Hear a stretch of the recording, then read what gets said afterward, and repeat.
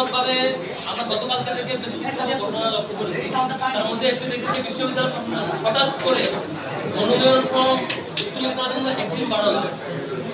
এটি সুস্পষ্ট নির্দিষ্ট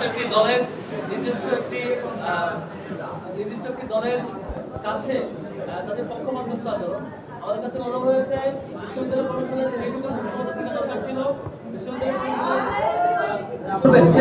শিক্ষার্থীরা যারা আসবেন ডেট মেনটেন করে তাদেরকে নিশ্চয়ই শিক্ষার্থীদের যে দায়িত্ব দিলেন কোনো ধরনের পূর্ব পর্যালোচনা ছাড়া কোনো ধরনের সরাসরি একদিন বাড়াই দেওয়া এবং বাকিরা জমা দেওয়ার পদ্ধতির ঘোষণা দেওয়া এবং নিঃসন্দেহে বাকিদের পলিসি মেকিং এবং বাকিদের সিদ্ধান্ত গ্রহণের পরে নির্দিষ্ট একটি পক্ষকে সিদ্ধান্ত গ্রহণের সুযোগ দৃষ্টি করে দেওয়া এবং পলিসি মেকিং দৃষ্টি দেওয়া আমাদের দুঃখজনক।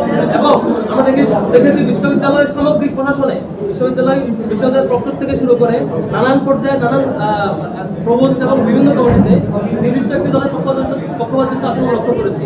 এটি আমরা শিক্ষকদের কাছ থেকে নিশ্চয়ই 24 পরবর্তী সমাজে শিক্ষকদের কাছ থেকে আমরা এমন একটা রেসপন্স চাই যে সকল শিক্ষার্থীদের জন্য সমান, কোনো পক্ষপাতদুষ্ট হবে না।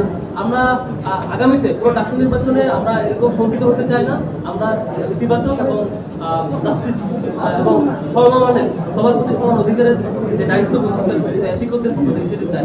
আরেকটি ঘটনা লক্ষ্য করেছেন, বেশ কয়েকটি পত্রিকা বেশ কয়েকটি হাউস মিথ্যা ফ্রেমিং করেছে আমাদের ব্যাপারে। তার মধ্যে দেখবেন যে বিবিসি বাংলায় প্রথমে নিউজ করেছে, তারপর রাতে বিজনেস আরো কয়েকটি পত্রিকা এরকম দেখেছি যেখানে বলা হয়েছে ছাত্র শিবিরের দিক থেকে যে আমরা নাকি প্রথমে অংশগ্রহণ করেছি।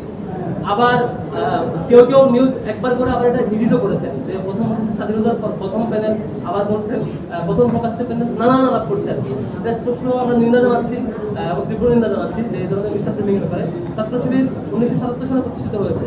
প্রতিষ্ঠিত হওয়ার পর থেকে প্রথম যে আমাদের ডাকসু হয় সেটি হচ্ছে 1979 সালে।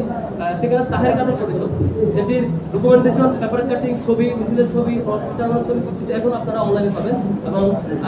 এবং সেই সময় শিবিরের প্রথম যে অংশগ্রহণ 77-এর প্রতিষ্ঠার পরে 79-এ সেখানেও ছাত্র শিবিরের হল এবং সেন্টার পর্যায়ে বিভিন্ন জায়গায় প্রার্থীরা জয়ী হয়েছে, বিভিন্ন জায়গায় সেকেন্ড হয়েছে।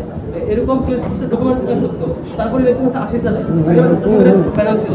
82 সালে সেখানে প্যানেল ছিল এনাম কাদের পরিষদ, যেখানে ছাত্র শিবিরের মিছিলে বিরোধীরা আক্রমণ করেছে। সে ঘটনার ফুটেজ, ছবি এবং পেপার কাটিং এখনো পাবে। তারপর 89-এ আরেকটা ডাকসু হচ্ছে, সেখানে শান্ত আমিন মুজিব পরিষদ ছিল। 90-তে আমিন মুজিব খেলার পরিষদ ছিল।